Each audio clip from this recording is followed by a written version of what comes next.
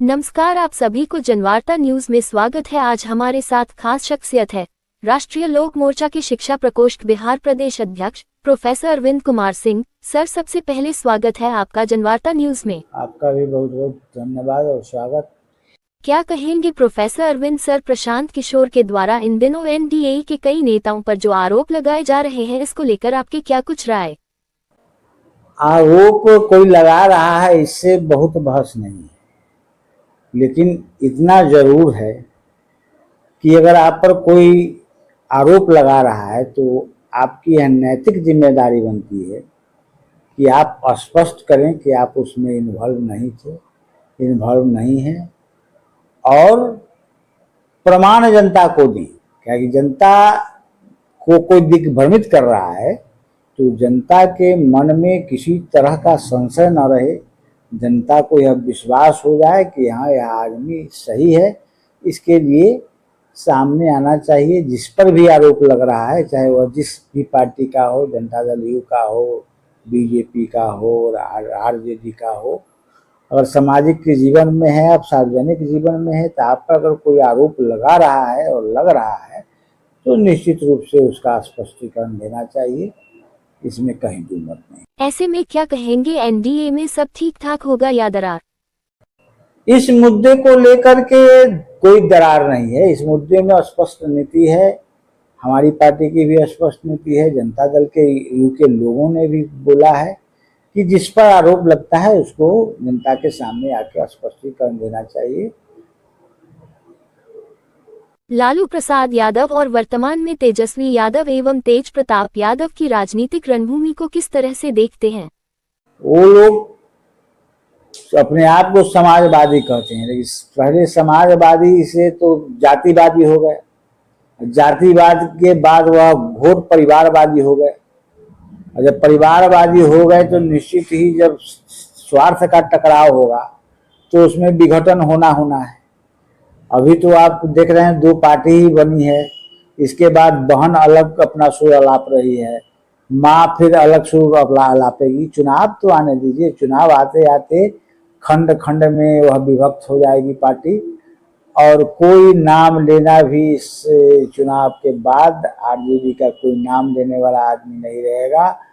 Party स्वतः समाप्त हो जाएगी, अंतरकलह से समाप्त हो जाएगी। मगर महागठबंधन के द्वारा वोटर अधिकार एवं बिहार अधिकार यात्रा को लेकर साथ रहे हैं। देखिए, वह पार्टी जो गठबंधन है वह स्वार्थ का गठबंधन है, उसमें कोई आइडियोलॉजी नहीं है, कोई एक दूसरे पर विश्वास नहीं है। लोग बीजेपी को हराने के लिए एकत्रित हुए हैं या एनडीए गठबंधन को हराने के लिए होते हैं। जब नेगेटिव राजनीति आप कीजिएगा तो आपका कहीं कोई आइडियोलॉजी नहीं रहेगा। दोनों का राह अपना अपना अलग है, प्रेशर पॉलिटिक्स कर रहे हैं। देखे कि वहाँ जब वोटर अधिकार यात्रा निकल रहा था तो उसमें मुख्यमंत्री के नाम की घोषणा करवाने के लिए कितनी आरजू व कितनी विनती तेजस्वी यादव ने की, यह आप लोगों ने देखा।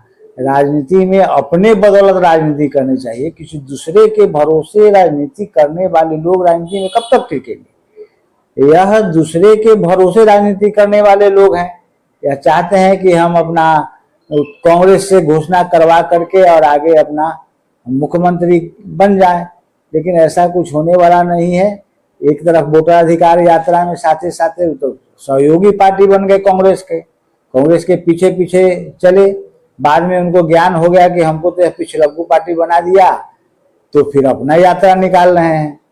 लेकिन कोई यात्रा निकाले, किसी के साथ आप यात्रा निकालिए, जनता जब तक आपके साथ नहीं है, जनता जब तक आपके विचारों से सहमत नहीं है, आप कहीं के नहीं रहिएगा। बिहार की राजनीति सब दिन से इसी तरह चली है और चलती रहे। राष्ट्रीय लोक मोर्चा इस बार की बिहार विधानसभा चुनाव की तैयारी को लेकर अब तक कहां तक का सफर रहा?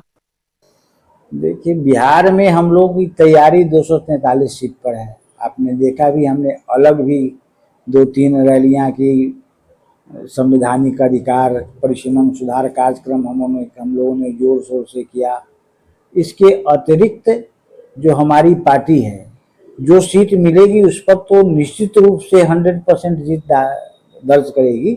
और जो सहयोगी पार्टी है जहां हम नहीं लड़ रहे हैं, 243 सीट पर महत्वपूर्ण घटक के रूप में एनडीए को एक प्रत्याशियों की मदद करेगी और उनकी जीत सुनिश्चित कराएगी। यही राष्ट्रीय लोक मोर्चा का संकल्प है और हम सख्ती के साथ अपने जो राष्ट्रीय गठबंधन है, एनडीए गठबंधन है, उसमें शामिल है और आगे भी शामिल रहेंगे। आगे जैसा निर्देश हम लोगों को राष्ट्रीय अध्यक्ष से प्राप्त होगा, उनके निर्देशानुसार हम काम करेंगे। चुनाव की तारीख की घोषणा कभी भी हो जाएगा, ऐसे में पार्टी की घोषणा पत्र को लेकर क्या कुछ तैयारी?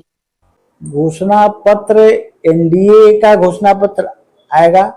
हमारा घोषणा पत्र हम लोगों ने तो वाल्मीकि नगर में जिस समय अधिवेशन किया था, उसी में हम लोगों ने 14 सूत्री मांग रखा था, जिसमें से एक दो मांग की पूर्ति हो गई, जैसे कि किसान क्रेडिट कार्ड का लिमिटेशन बढ़ाना, इसके बाद जातीय जनगणना कराना, ये सब 2-3 मांगे तो हम लोगों की पूरी हो गई। 14 मांग है, उसी को लेकर के जनता के बीच जाएंगे और जो संयुक्त एनडीए का घोषणा पत्र होगा उसमें सम्मिलित होंगे। अरविंद सर, आपका बहुत बहुत धन्यवाद, आपने अपने बहुमूल्य समय दिए जनवार्ता न्यूज के लिए।